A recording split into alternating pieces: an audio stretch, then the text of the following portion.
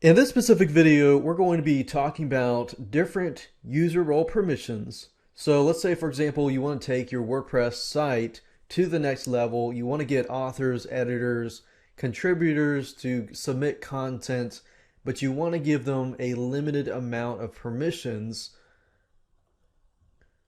that will enable them to do their job while avoiding the possibility of them actually doing any type of damage to your WordPress site. So let me explain exactly what that means. If I hop on over to my WordPress dashboard here and you go under users and click on add new, you'll see that you can add a new user and each user has a specific role. We can see that there's subscribers, administrator, editor, author, and contributor.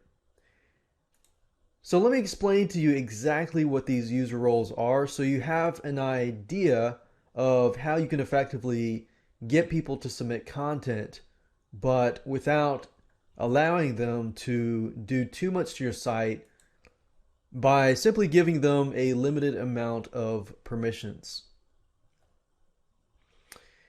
So let's talk about the types of users. First of all, we're going to talk about the subscriber user. Basically, this is everybody who wants to simply register at your site and leave comments.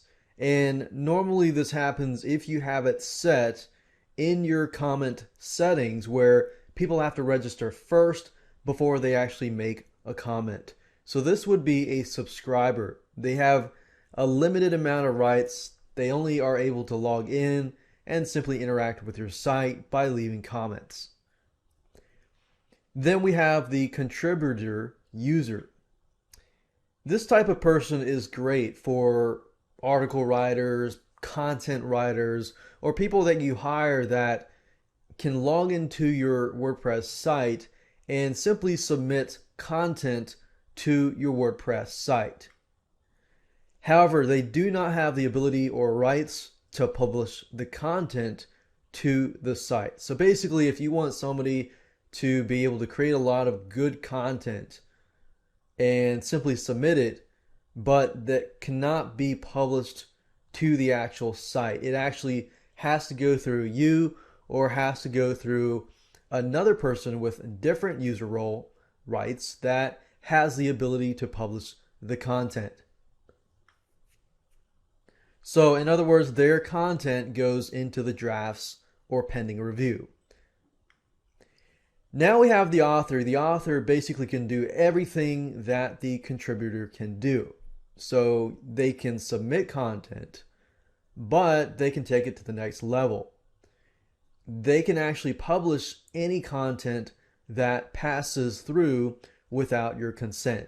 So let's say you have a contributor, an article writer, and you just want them to have the ability to submit content, but you don't want to have them have the ability to approve it because you want to make sure that whoever approves it is somebody that you actually trust because you want to keep the integrity of your WordPress site. So you got to trust the author. The author has a little more power than the contributor. They, however, cannot view drafts and schedule posts. So they have a little more rights, but there is still some limitations to their ability to do certain things. Then we have the editor. The editor has the ability to do everything that the subscriber, the contributor, and the author can do. But they cannot only write articles and publish them, they can also edit them. So in other words, they can write, they can publish, and they can edit the articles. And of course, last but not least, we have the administrator.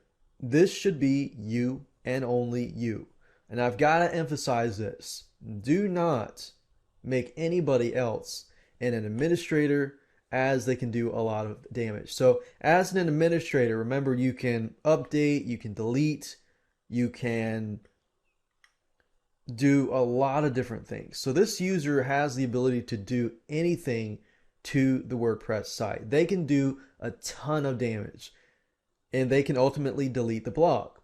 So make sure that you take advantage of these user roles. Think about how you can get people involved in your site and how you can use it to build your site up, whatever it might be.